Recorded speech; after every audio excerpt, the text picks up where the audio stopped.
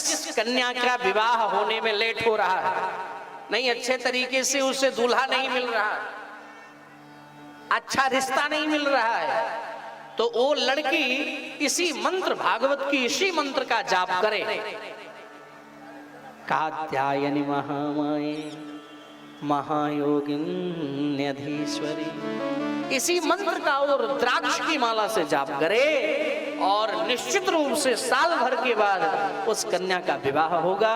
और पति कैसा मिलेगा? नंद गोप सुतम देवी, कन्हैया जैसा ही पति आपको मिलेगा, सुंदर सुशील, बड़ा सुंदर विवाह होगा। ये ऐसा नहीं कि कपोल बातें, ये बिल्कुल सत्य है, भागवत का ये प्रमाण है, भागवत में ये सुंदर मंत्र लिखा है। कोई भी लड़की हो इस मंत्र का जाप करे, निश्चित रूप से साल भर में उसका विवाह होगा और सुंदर तरीके से।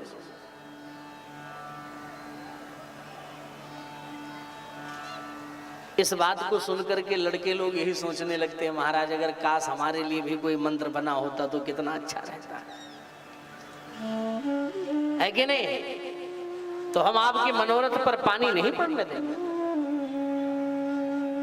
आपके मनोरथ पर हम पानी नहीं पड़ने देंगे। हम बताएंगे आपको, लड़कों की भी शादी होने में अगर लेट हो जाए, नहीं हो रही है, ध्यान देना, जो शादी करने वाले हमारे स्टूडेंट भाई लोग हैं, गौर करना। वो लड़का दुर्गा सप्तशती के अर्गला स्तोत्र में ये मंत्र लिखा हुआ, क्या लिखा है? पत्नी मनोरमाम देहि मनोवृत्तानुसारिणी तारणीं दुर्ग संसार सागरस्य कुलोद्भवम्। ये मैं झूठ नहीं बोल रहा हूं, दुर्गा सप्तशती में लिखा है, अर्गला स्तोत्र में लिखा है। और शायद ये कौन सा मंत्र है आचार्य जी? अर्गला स्तोत्र का ये कौन सा मंत्र है? शायद लास्ट के पहले ऊपर वाला है। आप कभी भी दुर्गा सप्तशती उठाकर देखो, और ये लड़का अगर इसी मंत्र का जाप करे, पत्नी मनोरमा देहि मनोवृत्तानुसारिणी तारणीं दुर्ग संसार सागरस्य कुलोद्भवान्। हे प्रभु हमें सुंदर पत्नी प्रदान करो, पत्नी मनोरमा देहि। और मनोरमा यानी हमारे मन की इच्छा अनुसार चलने वाली, ऐसा ना हो कि हम कहे कुछ और वो समझे कुछ और, है नहीं? हमारे मन के अनुसार चलने वाली, हम जैसा कहें। पत्नी तो वही होती ना जो आंखों के इशारों को पढ़ ले और बता दे क्या चाहते हैं हमारे स्वामी जी भी। हाँ, लेकिन प्रातः काल हमने एक लोगों को एक एग्जाम्पल दिया था, हम लोग उठपटांग इधर उधर काम कर लेते हैं, ऐसा नहीं। हमें शादी विवाह जब करना चाहिए तो बड़े ही सूझबूझ के साथ करना चाहिए। और ये गलतियां क्यों होती? ये जो लड़कियां आकर के कभी आपस में पटती नहीं है, कारण क्या है?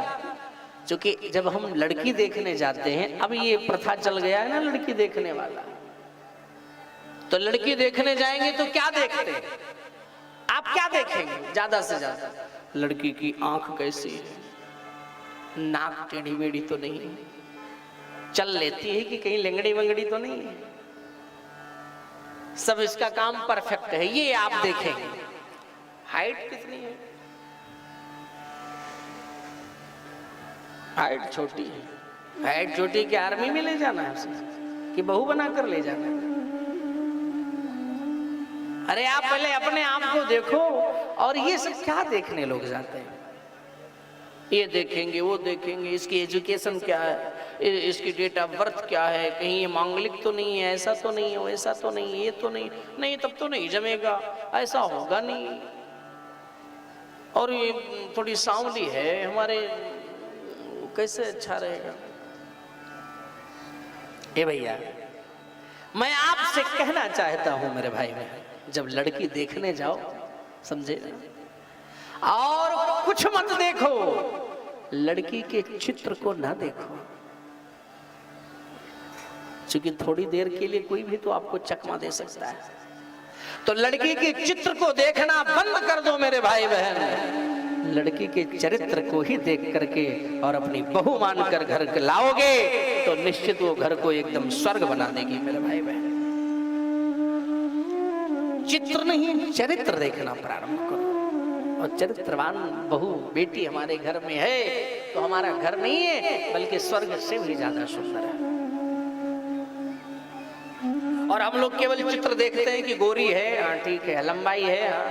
अब दहेज भी हमको चाहिए लंबा चौड़ा। अब जब दहेज लेकर के आएगी तब तो घर में लड़ाई करेगी। आप कहोगे कुछ और तो आपको समझेगी थोड़ी ना, हमारे बाप ने दहेज दिया, ऐसे थोड़ी ना आई। इसलिए हमेशा आप भाव और श्रद्धा प्रकट करो और ऐसा नहीं होना चाहिए। हमारे राम बालक दास जी महाराज जी कहा करते थे, आज मैंने सुबह सुबह एक लोगों को एग्जाम्पल भी दिया कि जब शादी नहीं होती है तब जब पत्नियां आती हैं उस वक्त का प्रेम ही कुछ अनोखा होता है। ये मैं नहीं कह रहा हूं, आदरणीय पूज्यपाद श्री राम बालक दास जी महाराज जी हमको बता रहे थे एक दिन तो कि जब शुरुआत में विवाह होता है तो जो पत्नियां होती हैं, सुबह सुबह हम जिनके घर में रुके हैं अमित जी और संजय जी के घर में, उनके घर में इस बात की चर्चा हो रही थी। हम पूरे बृहद नहीं बता सकते हैं लेकिन हमने एग्जाम्पल दिया था। क्यों भाई? श्रीमती रजनी देवी जी, हाँ देखो तो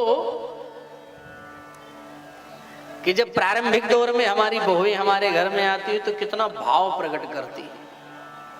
सास से भी बड़ा प्यार का, अब वो दिखावा कर रही कि कर रही है तो हम नहीं जानते। मम्मी आपने खाना खाया नहीं खाया? हमने तो नहीं खाया। नहीं अब खा लो मम्मी, अब देर हो गया, बहुत लेट हो रही है, अब आप तो खा लो मम्मी।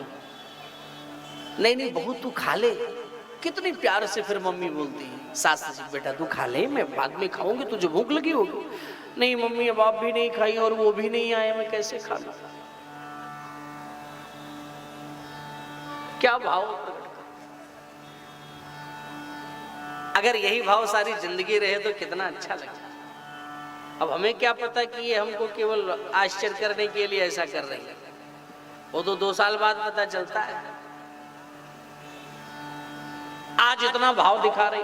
अच्छा, पति से भी अगर पति मार्केट चले जाएं तो 1 घंटे में कम से कम 20 बार फोन करेंगे, आए नहीं, अब तो लेट हो रहा है। 7 बज जाए तो कहेंगी अब रात हो गई, अब तो आ जाओ ना, घर देर हो गया, कब के गए हो? 7 बजे उनको रात में 11 बजकर दिखाई पड़ता है। ये केवल परिस्थिति 1-1.5 साल तक रहती है। इसके बाद तो हमारे महाराज जी कहते थे कि वो 1-1.5 साल तक जो है चंद्रमुखी की तरह रहती है। कैसी? चंद्रमुखी। और जो पतिदेव होते हैं वो भी बड़ा प्रेम करते हैं। बाजार गए तो खाली हाथ कभी लौटते नहीं, कुछ ना कुछ लेकर के आए।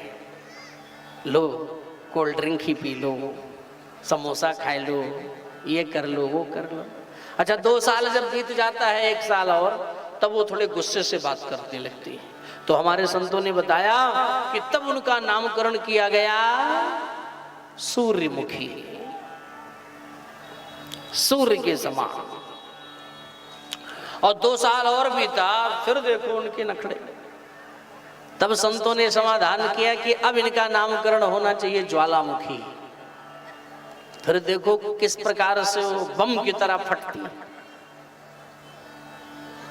तो इसलिए हमें ऐसा नहीं होना चाहिए। आप पहले से ही उन पर विशेष ध्यान दो। और लड़की के माता पिता से भी मैं आग्रह करता हूं, आप कभी भी, जो लोग अपनी बेटी का घर बर्बाद करना चाहते हैं वो शादी के बाद विशेष मतलब रखती हैं अपनी बेटी से। अगर अपनी बेटी को स्वस्थ और सुरक्षित देखना चाहती हो, प्रसन्न देखना चाहती हो, तो बेटी के पर्सनल मामले में कभी भी इंटरफियर ना करो मेरे भाई बहन।